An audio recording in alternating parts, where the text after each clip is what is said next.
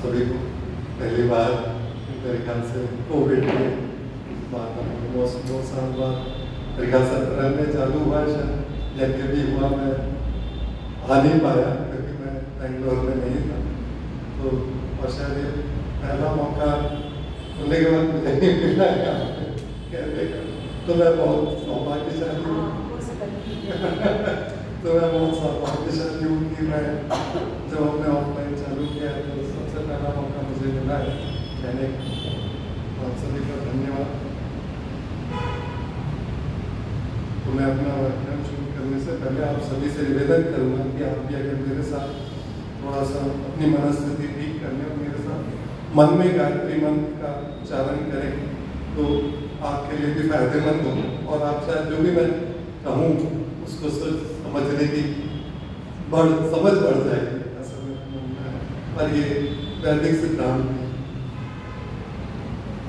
ओम भूर्भुवः स्वः तत्सवितुर्वरेण्यं भर्गो देवस्य धीमहि धियो यो नः प्रचोदयात्। ये मनुष्य की मन में जो प्रश्न है सृष्टि के उत्पत्ति से पैदा होते हैं और ऋषियों के मन में विचार हमेशा रहे और हमारे मन में भी हमेशा उठते रहते हैं, जिनका हम जीवन भर आंसर ढूंढते हैं कि मैं कौन हूँ, कहाँ से आया हूँ, ये दुनिया क्यों बनी है, किसके लिए बनी है, इस दुनिया का क्या प्रयोजन है और मुझे यहाँ क्या हासिल करना है। और जैसे जैसे हम इन सवालों का आंसर आते जाते हैं हमारा मन शांत होता है। तो इसमें जो सारे सवाल उठते हैं हमारे अंदर, उनका भी कोई प्रयोजन है या हमारा क्या लक्ष्य है, तो इसको भी ईश्वर ने वेदों के माध्यम से हमें बताया। जो ईश्वर की वाणी है, जो वेदों में है, हम सब आर्य समाजी हैं, शायद इस वैदिक सिद्धांत को बड़े अच्छे से समझते हैं कि वेद ईश्वर ग्रंथ है, किसी का कोई मनुष्य ने नहीं लिखा। तो जो भी वेद में लिखा है वो ईश्वर ने हम मनुष्यों को ज्ञान के रूप में प्रदान किया सृष्टि की उत्पत्ति के साथ। और बिना ज्ञान के मनुष्य जीवन निरर्थक। अगर हमारे अंदर ज्ञान नहीं है हम कुछ भी नहीं कर सकते। और ये हम खुद देखते हैं, कई मनुष्य जातियां हैं जो बहुत ही पिछड़ी हैं, जिनको अभी भी खाना बनाना भी नहीं आता, उनको रहना भी नहीं आता, क्योंकि उन तक ज्ञान नहीं पहुंचा। और ज्ञान ईश्वर कृत है, ईश्वर ने दिया है सृष्टि के प्रति से। तो इस चीज को ईश्वर ने बहुत स्पष्ट तरीके से बताया है कि हमारा लक्ष्य क्या है। तो हम सब जानते हैं इस दुनिया में बहुत सारी योनियां हैं, बहुत सी पशु योनियां हैं, बहुत सारी असंख्य योनियां हैं। और मेरे ख्याल से पुराणों और कई इसमें हम 38 लाख करोड़ या कुछ इस तरह के नंबर भी बोलते हैं। हालांकि कहीं पे इसका बहुत स्पष्ट तरीके से कहीं भी हमें ज्ञान नहीं होता, लेकिन डेफिनेटली हम जानते हैं असंख्य योनियां। और विज्ञान हर दिन नई नई योनियां पता करता रहता है। अगर हम देखेंगे तो नए नए जीव जंतु अभी भी हमें मिल रहे हैं। इस तरह का भी कोई जीव होता है, इस तरह की भी कोई वनस्पति होती है, इस तरह के भी कोई जंतु। तो ये तो अभी तक हमारा ज्ञान वहाँ तक पहुँचा ही नहीं कि हम हर जीव जंतु या हर योनि को जान सकें। लेकिन ये एक बात बहुत स्पष्ट है, मनुष्य योनि सर्वश्रेष्ठ योनि, इसमें कोई दो राय नहीं। और वो क्यों सर्वश्रेष्ठ है? क्योंकि हमारे अंदर ज्ञान, हम ज्ञान प्राप्त कर सकते। कोई और योनि में ये सामर्थ्य नहीं है कि वो सीख के अपने आप को उन्नत कर सके। सिर्फ मनुष्य योनि ही ऐसी है जो सीख के अपने आप को उन्नत कर सकता है और बहुत ऊंची स्थिति पा सकता है। और यही इसका दूसरा भी है, क्योंकि हम जानते हैं मनुष्य योनि ही एक है जिसमें वो कर्म करने में स्वतंत्र है। तो स्वतंत्रता का यहाँ तक है कि हम ज्ञान के द्वारा उच्च स्थिति भी प्राप्त कर सकते हैं, तो बहुत नीची स्थिति भी प्राप्त कर सकते हैं। और यही आप देखेंगे कि कोई जानवर आत्महत्या नहीं करता, लेकिन मनुष्य करता है। बहुत अजीब सी आश्चर्यजनक बात है, लेकिन ये आप देखेंगे जितनी भी योनियों को आप ध्यान से देखेंगे, बहुत ही कम या ऑलमोस्ट कोई भी पशु योनि आत्महत्या नहीं करती। मनुष्य योनि जितनी उच्च योनि है, इसमें आपको हर दिन इतने हजारों आत्महत्याएं देखने को मिलती है। तो यहाँ पे जो बात है, जो लक्ष्य है, मनुष्य योनि का ही लक्ष्य हो सकता है। बाकी जितनी भी योनियां हैं वेदों के हिसाब से भोग योनियां हैं, क्योंकि उन्होंने जो कर्म किए हैं वो सिर्फ भोग रहे हैं उस योनियों को, लेकिन कर्म करने में ज़्यादा स्वतंत्र नहीं है। सिर्फ उतना ही कम कर्म कर सकते हैं जो उनके जीवन के लिए उपयोगी है। खाना, अपना शिकार कर सकते हैं, खा सकते हैं, अपने आप को जीवित रख सकते हैं। लेकिन जो मनुष्य योनि है उसके पास लक्ष्य है, और इसीलिए वेदों में और शास्त्रों में कहा गया है मनुष्य योनि में अगर किसी का लक्ष्य नहीं है वो तो पशु समान। और वो क्या लक्ष्य है वो भी निर्धारित किया है। उसमें से बहुत सारे हम लोग हैं क्योंकि हमारे ज्ञान के अलग अलग स्तर हैं, हमें उस लक्ष्य का अभी तक एहसास नहीं होता। लेकिन जो मुख्य लक्ष्य है, अंतिम लक्ष्य है, वो शायद हम सभी जानते हैं। हम दुखों से छूटना चाहते हैं, और सारे दुखों से छूटना चाहते हैं। तो वही लक्ष्य है, और उसी लक्ष्य को मोक्ष नाम से कहा जाता है। जो स्थिति पैदा होती है जब हम हर तरह के दुख से निवृत्त हो जाए, तो वही मोक्ष कहा जाता है। और उसी को प्रयत्न करने के लिए हमें मनुष्य योनि मिलती है। और वैदिक पूरा का पूरा फ्रेमवर्क है, इसीलिए मनुष्य योनि को बहुत ही विरली योनि कहा जाता है कि हम अपना समय इसमें बर्बाद ना करें। हमारा जो अंतिम लक्ष्य है, मनुष्य योनि बहुत ही मुश्किल से मिलती है, इतनी आसानी से नहीं मिलती है। बहुत हमने पुण्य कर्म किए होंगे और पाप कर्म कम किए होंगे, जब उसका बैलेंस होता है तब जाके मनुष्य योनि मिलती है। और उस मनुष्य योनि में भी हम देखेंगे कि बचपन से ही हर एक का अलग अलग स्तर होता है। जो ज़्यादा अच्छे पुण्य करके जन्म लेता है वो बहुत ऊंची अवस्था में पैदा होता है, सीधा ब्राह्मण पैदा होता है, और कई शूद्र पैदा होते हैं। लेकिन हर किसी के अंदर ईश्वर ने इतना काबिलियत दी है, इतना सामर्थ्य पैदा करने की शक्ति दी है कि चाहे वो शूद्र हो चाहे वो ब्राह्मण हो, हर कोई इस मोक्ष को प्राप्त कर सकता है। लेकिन उसके लिए क्या करना होगा? पुरुषार्थ।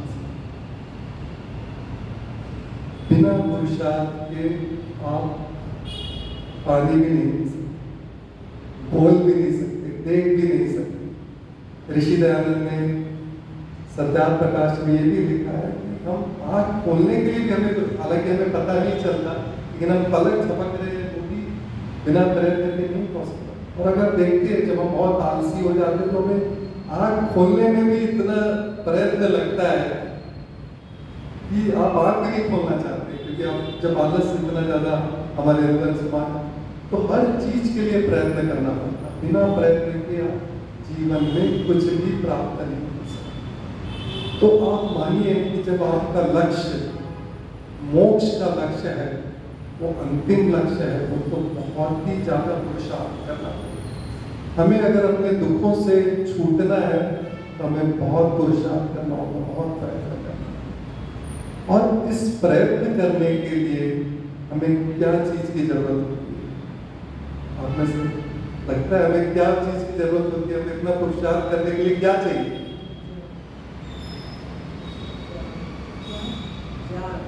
ज्ञान तो नहीं है, मतलब ज्ञान। तो ज्ञान भी एक बल है। तो अगर आप मोटे तौर से देखिए, हमें जो भी पुरुषार्थ करना है उसके लिए हमें बल की आवश्यकता। और ईशोपनिषद में एक बहुत अच्छा मंत्र आता है जहाँ पे ज्ञान और कर्म के बारे में भी किया है। जो मनुष्य सिर्फ ज्ञान को ही फॉलो करता है या सिर्फ ज्ञान पे ही टिकता है, वो तो बहुत ज्यादा अंधकार में जाता है। और वो भी मनुष्य जो सिर्फ कर्म पे ही विश्वास करता है, सिर्फ कर्म करता है, वो भी अंधकार। लेकिन जो ज्ञान पे ही सिर्फ वो करता है, वो बहुत ज्यादा अंधकार में जाता है। तो क्या कहा गया है? ज्ञान और कर्म को साथ में लेके चलना। सिर्फ ज्ञान से कुछ नहीं होने वाला, क्योंकि हमें जो शरीर मिला है, जो योनि मिली है, हम किसी भी वक्त, अगर आप देखेंगे, हमें हर वक्त कर्म करना पड़ता है। ये सृष्टि का नियम बना है, हम बिना कर्म के रह ही नहीं सकते। और इसीलिए वेदों ने बहुत स्पष्ट तरीके से हमें ये भी कहा है कि 100 वर्ष तक जियो, कर्म करते हुए जियो। ज्ञान करते हुए नहीं कहा, ज्ञान कर्म करते हुए जियो। तो अब इसका ये मतलब है कि सिर्फ मोक्ष के लिए ही, मोक्ष के लिए तो मैं कह रहा हूँ लक्ष्य इतना बड़ा लक्ष्य है कि उसके लिए तो बहुत ज्यादा पुरुषार्थ करना है, तो उसके लिए बहुत ज्यादा बल चाहिए। हर दिन या हमारे जो भी और भी जीवन में लक्ष्य है, आप भी देखिए, बिना बल के हम उनको प्राप्त नहीं कर सकते। कोई भी लक्ष्य को हम जीवन में, चाहे वो पढ़ाई का लक्ष्य हो, चाहे बिजनेस का लक्ष्य हो, चाहे कुछ भी घर बनाने का लक्ष्य हो या किसी भी करने का लक्ष्य हो, बिना बल के हम प्राप्त नहीं कर सकते। तो हमें कितना बल चाहिए? तो इसका मतलब है जो हमारा सामर्थ्य है, जितना हमारा बल है, उतना बड़ा लक्ष्य हम प्राप्त कर सकते हैं। हम मान रहे इस बात? जितना अंदर हमारे बल होगा, उतना बड़ा लक्ष्य हम प्राप्त करने के सामर्थ्यवान बनेंगे। और ये सामर्थ्य पैदा करने की जो शक्ति है, जो वो है, ईश्वर ने किसमें दी है? हमारे शरीर। तो कितने तरह के बल होते हैं अगर आप देखेंगे तो शारीरिक बल होता है, बौद्धिक बल होता है और आत्मिक बल होता है। लेकिन जो उन तीनों बल का भी जो आधार होता है, वो शरीर। और आप इस चीज को हर दिन अनुभव करते हैं। अगर आपकी तबीयत ठीक नहीं है, आप कितना भी ध्यान की कोशिश करें, कितना भी भक्ति की कोशिश करें, आप कभी सफल नहीं हो सकते। आपने अनुभव किया होगा आप सब। अगर आप बीमार हैं, आप ध्यान लगा सकते हैं? आपको बोलो आप 50 बार भी ओम गायत्री मत करो, आपकी हिम्मत ही नहीं है, शक्ति नहीं है आपके अंदर। तो हर बल का जो आधार है वो है शरीर। और वो जो शरीर ईश्वर ने जो हमें दिया है, जैसे मैंने कहा, मनुष्य योनि में सबसे उच्च कोटि का शरीर मिला है।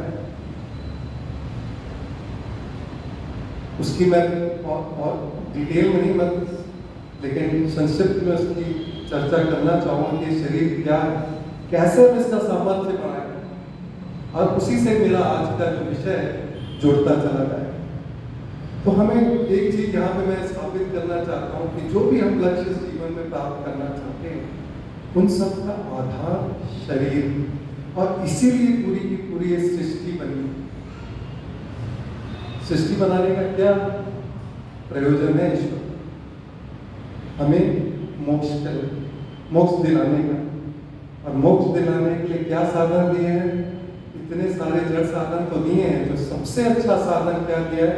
हमारा स्वयं का शरीर।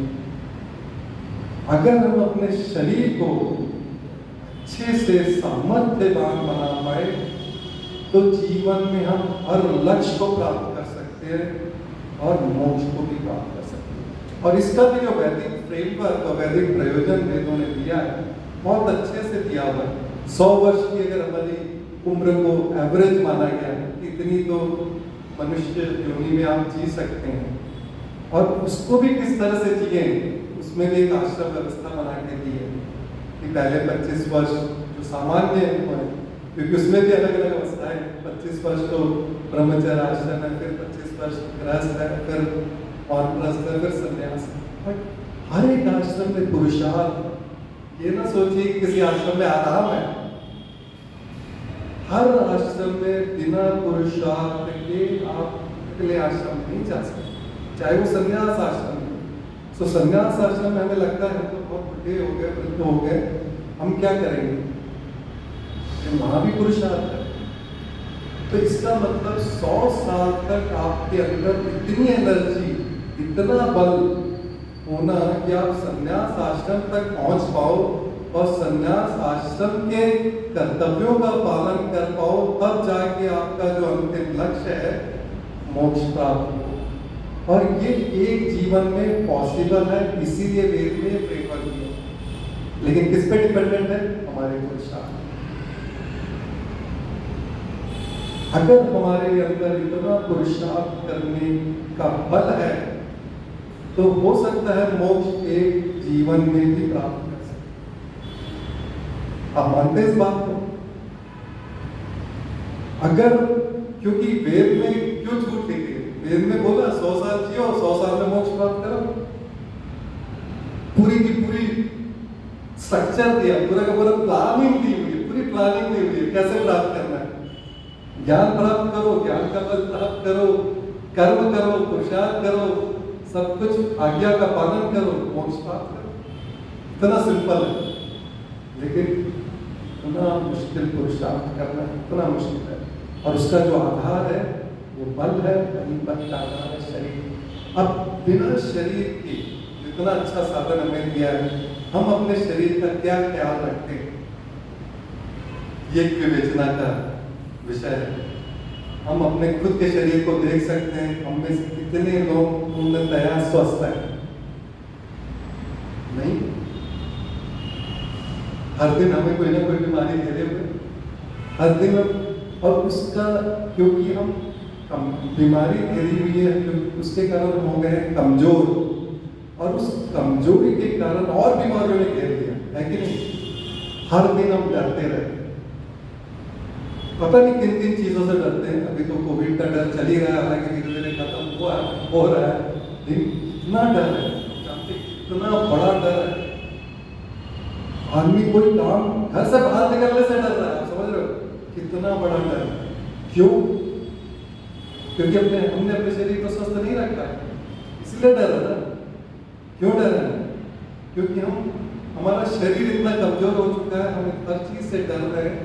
तो ये भी वाइस वर्सा है। अगर हम अपने शरीर को स्वस्थ रखेंगे तो हम उतने बलवान बनेंगे, उतने साहसी बनेंगे, उतने ही सामर्थ्यवान बनेंगे।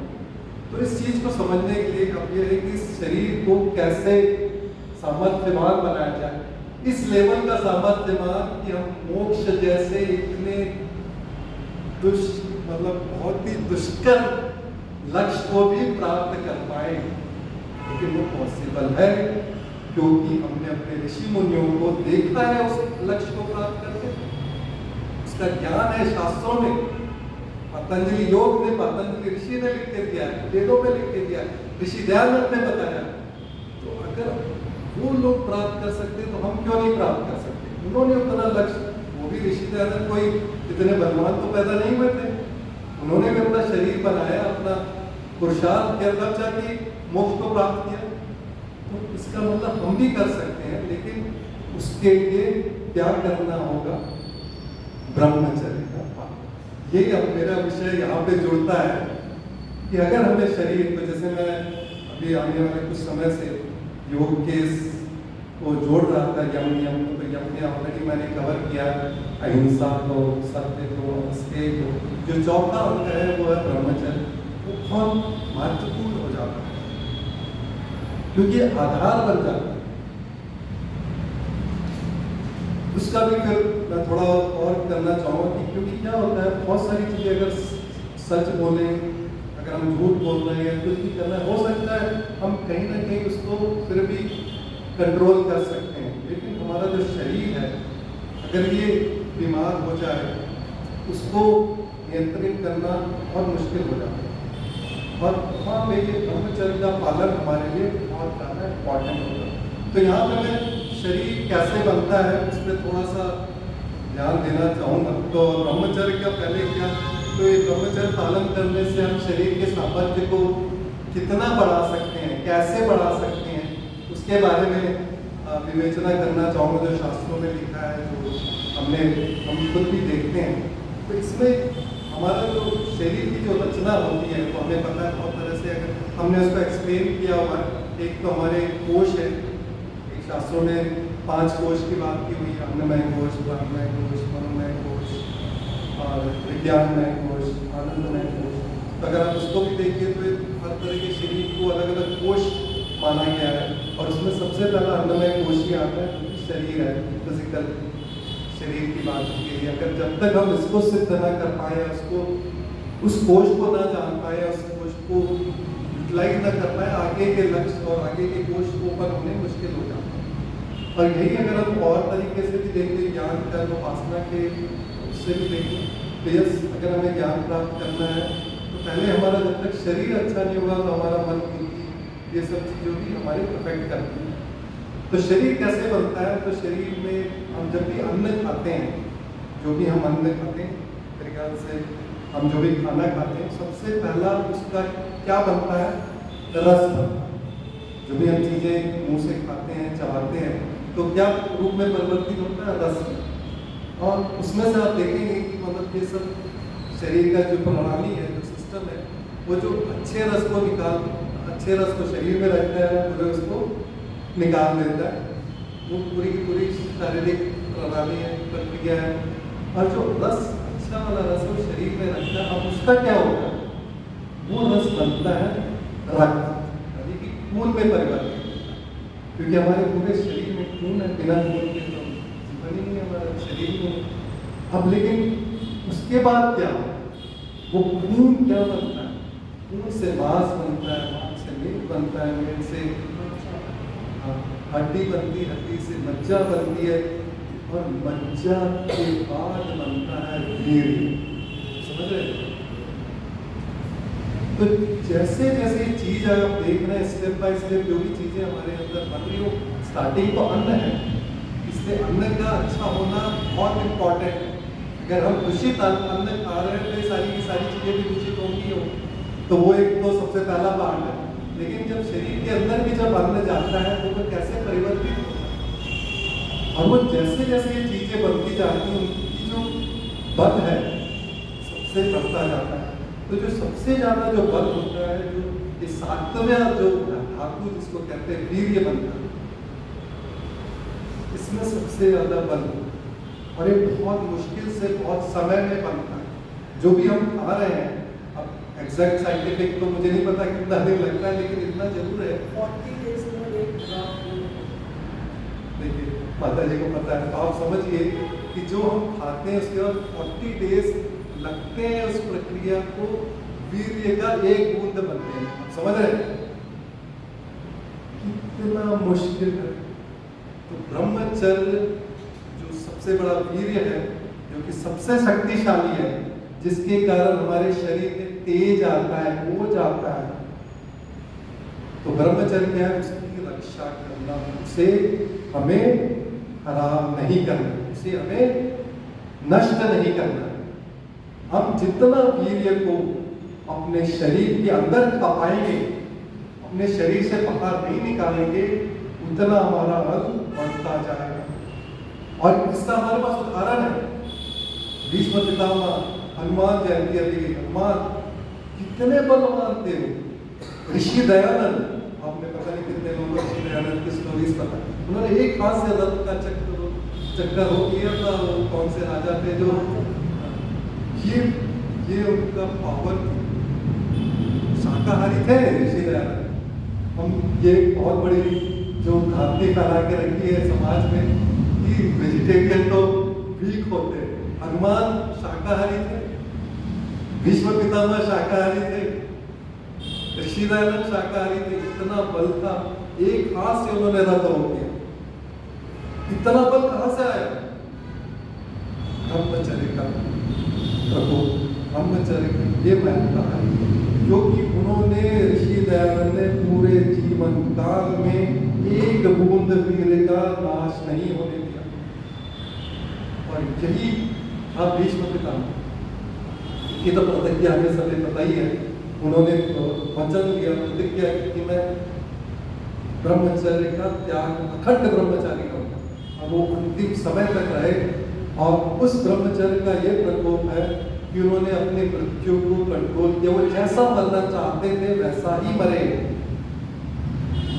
और यही ऋषि दयानंद के बारे में तो अगर आपको, मैं पता नहीं कितने लोगों को पता है, ऋषि दयानंद जब अंतिम समय उनकी अवस्था थी, ऋषि दयानंद जब मृत्यु शैया पे थे, उनको जहर दिया गया था, और जब वो जहर दिया गया उनका शरीर बहुत ही निर्बल हो चुका था, वो इसमें ज़्यादा जान नहीं रही थी, लेकिन उनका आत्मिक बल, क्योंकि वो ब्रह्मचारी थे, उनका आत्मिक बल इतना ज़्यादा था, अंतिम समय में, आपको घटना में बताता हूँ अगर आप लोगों को नहीं पता हो, उन्होंने जितने भी, जब वो महल में या किसी जगह जहाँ पे रुके हुए थे, सारे लोगों को बुलाया और एक खटिया जो भी वो था उसको वहाँ पे वो बैठे, सबको उन्होंने बोला कि मेरे चारों तरफ खड़े हो जाओ। उन्होंने कुछ लोगों को कुछ निर्देश दिए कि तुम ये करोगे, मेरे बाद ये करोगे। उनको पूरा ज्ञान था मैं ये शरीर छोड़ने वाला हूँ। आप और हम जो सामान्य आदमी, अगर मैं आपको बोलूँ आप शरीर छोड़ने वाले, आप तो वहीं बेहोश हो जाएंगे, समझ रहे हो? सिर्फ मृत्यु की भय से हम बेहोश हो जाते हैं। आप तो छोड़िए कि आप बात कर पाए किसी से। ऋषि दयानंद के अंदर ऐसी स्थिति में वो जहर दिया गया था, वो 1-2 महीने से उस शारीरिक अवस्था को झेल रहे थे। आखिरी दिन उन्होंने सारे लोगों को बुलाया, बैठे, सबको प्रवचन दिया, सबको निर्देश दिया, और उन्होंने बोला अब मैं जा रहा हूँ, ठीक है।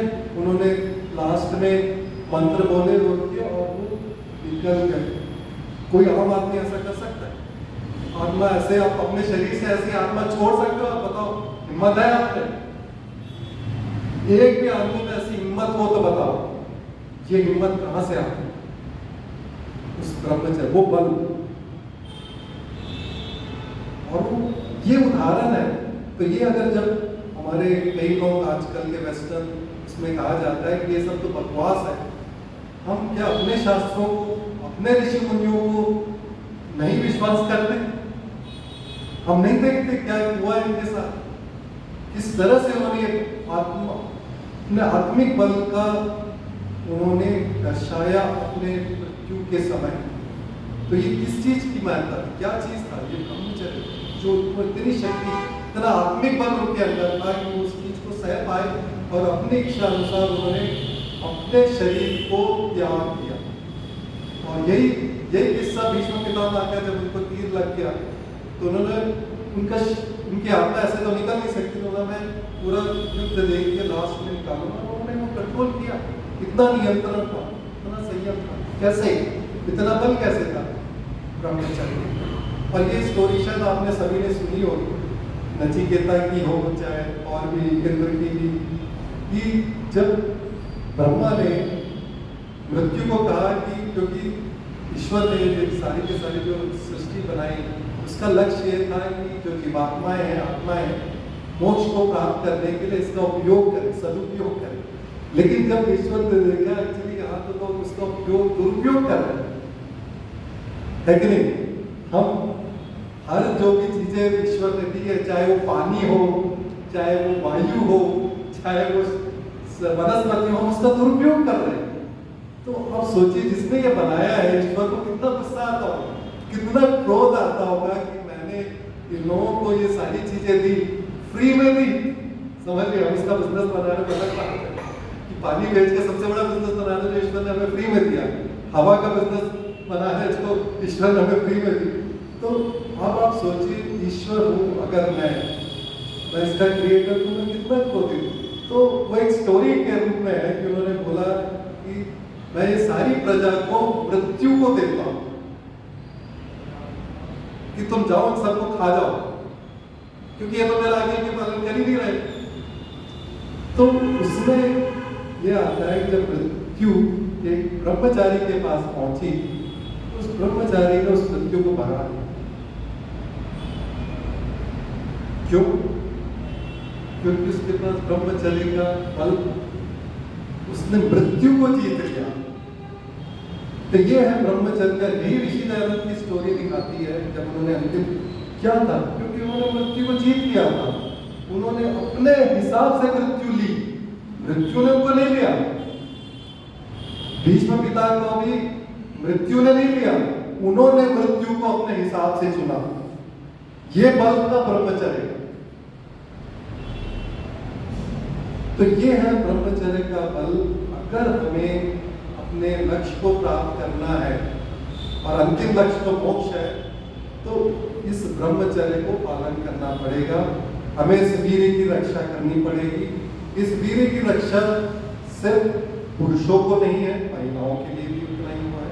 और इसके लिए क्या प्रावधान है, किस तरह के वो दिए गए हैं, तो इसमें जैसे हमने आश्रम व्यवस्था के बारे में पहले भी बताया कि जो ब्रह्मचर्य में तो हमें जो ब्रह्मचर्य आश्रम ही आप समझ सकते हैं, ब्रह्मचर्य आश्रम है तो वहां तो हमें वीर्य की रक्षा करनी ही करनी है, जिसमें मिनिमम 25 वर्ष की बात की है। तो 25 वर्ष तक हमें ये इंश्योर करना है कि हमारा बच्चा या हम जो भी हों, हम वीर्य का नाश ना होने दें, क्योंकि वही अवस्था है जिस समय वीर्य बनना चालू होता है, वीर्य परिपक्व होता है, जो स्टेज मैंने बोला 7th स्टेज, और वो शरीर में अपना चालू होता है। तभी आप देखेंगे जब युवावस्था में जो हमारा जो तेज सबसे ज्यादा होता है कि नहीं, क्योंकि हमारा जो वीर्य है हमारे शरीर के अंदर खप रहा है, तेज होता है, सबसे ज्यादा बलशाली हम उसी समय होते हैं। और उसके बाद जब गृहस्थ आश्रम आता है, तो अब इसमें दो तरीके, जैसे मैंने बताया था पहले भी कि दो रास्ते हैं आपको मोक्ष प्राप्त करने के। आप ब्रह्मचारी से आप सीधा संन्यास भी ले सकते हैं, जो ब्राह्मण प्रवृत्ति के लोग हैं और बहुत ही जितेंद्रिय हैं, जो ब्रह्मचर्य का पालन कर सकते हैं अंतिम समय तक, वो सीधा संन्यास भी ले सकते हैं। लेकिन जो हम सब बहुत सारे सामान्य लोग हैं, वो हम इतने बलशाली या इतने संयमी नहीं है, क्योंकि ब्रह्मचर्य को पालन करने के लिए संयम का पालन करना। इसका मतलब ये है, तो अब ये क्यों होता है, ये भी से थोड़ा सा, इसको भी मैं थोड़ा सा, तो मनुष्य ने जो सारी की सारी सृष्टि बनाई है, सेल्फ सस्टेनिंग सिस्टम है। आपने देखा होगा कि मनुष्य ही मनुष्य को पैदा करता है, पशु ही पशु को पैदा करता है। तो ये पूरा का पूरा इन्होंने कोई कुछ बाहर से ईश्वर को कोई करने की जरूरत नहीं, पूरा एक सिस्टम बनाया। अब वो सिस्टम में ये सिस्टम है कि मनुष्य प्रजनन भी करना है। मनुष्य चाहे कोई भी योनि हो, सब हर योनि का अलग अलग तरह से प्रजनन की प्रक्रिया है। अब वो हमने अपने स्कूलों में बायोलॉजी में पढ़ाई होगा, पर मनुष्य की प्रजनन प्रक्रिया थोड़ी अलग है, क्योंकि इसमें प्रयत्न करना पड़ता है, इसमें इच्छा भी करनी पड़ती। तो उसके अंदर और जो सारी की सारी हमारा जो शरीर है, ये भी हमने जानते हैं, जो भी सारी प्रकृति है वो 3 चीजों से बनी है, सत्व, रज और तम। और इसीलिए हमारी जो प्रकृति है सतो सात्विक, राजसिक और तामसिक होती है, और उसी के हिसाब से हमारी प्रवृत्तियां होती हैं। अगर हमारे अंदर सात्विकता ज्यादा है तो हम ब्राह्मण है, राजसिकता ज्यादा है तो हम क्षत्रिय है, और अगर उसका मिक्सचर है तो वैश्य है, और अगर तमोगुण ज्यादा है तो हम शूद्र है। तो अगर आप देखेंगे तो सारी की सारी प्रकृति, सब जो कैटेगराइजेशन है हर चीज का, इन 3 तत्वों, 3 गुणों, जो भी हम गुण भी बोलते हैं उनको तत्व ही बोलते हैं, के आधार पर। तो जब ये शरीर की जो ये प्रक्रिया है, इसमें क्या है कि जो सात्विक प्रवृत्ति के और जो है, अब ये प्रजनन की जब प्रक्रिया है, तो ये सिस्टम बनाया है इसको, क्योंकि प्रजनन बहुत मुश्किल काम है, हम जानते हैं, माँ बाप बनना भी बहुत मुश्किल है, पालना भी बड़ा मुश्किल है। और बहुत सारे हम लोग इस चीज़ को जानते हैं कि बहुत सारे दाम्पत्य जीवन में जब आते हैं, उस चीज़ से डरते हैं कि मैं बच्चे पैदा करूँ, कि बच्चा पालना कोई छोटे बच्चों का खेल नहीं है। तो अब ऐसे में ईश्वर को ऐसी व्यवस्था बनाई कि ताकि बच्चे तो पैदा हो, तभी तो ये सृष्टि आगे चलेगी, नहीं तो बच्चे अगर पैदा नहीं हो तो सृष्टि खत्म। जो ईश्वर ने इतना ज्यादा पुरुषार्थ करके इस पूरा ब्रह्मांड बनाया है, तो उसका भी पूरा प्रयोजन खत्म, पूरा पुरुषार्थ खत्म हो जाए। तो बहुत सिंपल सा सिस्टम लगा दिया इसको आकर्षक बनाने के लिए, उसने एक कामोत्तेजना भी दे दी। काम की भावना हमारे अंदर ईश्वर ने दी, लेकिन उसका प्रयोजन है सिर्फ संतान उत्पत्ति के। लेकिन हमने क्या किया, उस कामोत्तेजना को भोग बना दिया। और आज के वातावरण में, आज के समाज में सबसे ज्यादा कामोत्तेजना है कि नहीं? हर चीज में कुछ भी बेचने के लिए हम काम उत्तेजना का सहारा ले रहे हैं। हर चीज के लिए, वो मीडिया, चाहे फिल्म बेचना हो, चाहे किताब बेचना हो, चाहे पानी बेचना हो, चाहे कपड़े बेचना हो, हम किस चीज का, क्योंकि वो हमारी एक कमजोरी बन गई। ईश्वर ने किस प्रयोजन से दी थी? सिर्फ संतान उत्पत्ति की, कि आप अच्छे से अच्छी संतान उत्पन्न करो। उसकी प्रक्रिया, आप दोनों मिलो, पुरुष और स्त्री मिलके एक क्रिया करो और उससे बच्चा पैदा करो। लेकिन हमने उसका पूरा का पूरा दुरुपयोग कर दिया और आज की स्थिति हम देख ही रहे हैं कि क्या स्थिति हो गई है। तो अब क्या किया जाए?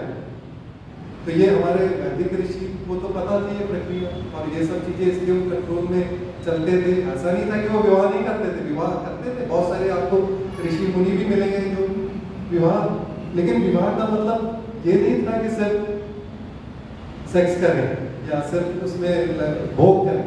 उसका मतलब था संतान पैदा करें और अपने से अच्छी संतान पैदा करें, तो ताकि आगे की दुनिया अच्छी हो, आगे की सृष्टि अच्छी हो। लेकिन हमने उस प्रयोजन को भूल गए।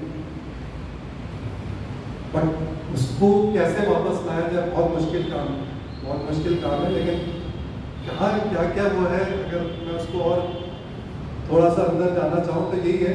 युवावस्था सबसे ऐसी अवस्था होती है, आजकल किशोरावस्था जो हम बोलते हैं 14 साल 15 साल से ही बहुत ज़्यादा रिस्क हो गया है बच्चों में, क्योंकि हमारे पास इंटरनेट आ गया और इंटरनेट आने से छोटे से छोटा बच्चा भी एक्सपोज हो गया इन कंटेंट से और इन तरह की भावनाओं से, जो कि बहुत ही भयावह है, बहुत ही डेंजरस है। और इसका जो रीज़न हमें कहाँ दिख रहा है, आप देखिए आजकल बच्चों के पैदा करने में इतने कॉम्प्लिकेशंस आप सुनते होंगे, कितने फर्टिलिटी सेंटर्स हैं। आप बैंगलोर में खुद जाके आप देखेंगे इतने फर्टिलिटी सेंटर्स हैं। क्यों है ये सारी प्रॉब्लम? क्योंकि ब्रह्मचर्य का पालन नहीं हो रहा, तो जिसके कारण जो क्वालिटी है वो खराब हो गई है, और इस तरह से खराब हो गई है कि मतलब प्रजनन में प्रॉब्लम आ रही है, बच्चे ठीक से पैदा नहीं हो रहे हैं, बच्चे पैदा होने के बाद प्रॉब्लम आ रही है। इतनी तरह की प्रॉब्लम हमारे अंदर, हमारे समाज में इंटर कर गई है, क्योंकि ब्रह्मचर्य का ठीक से पालन नहीं हो रहा। तो अब ये ब्रह्मचर्य का पालन ठीक से कैसे करें? तो जैसे मैंने बताया कि ब्रह्मचारी तक तो है ही, गृहस्थ आश्रम में भी ब्रह्मचर्य का पालन हो सकता है।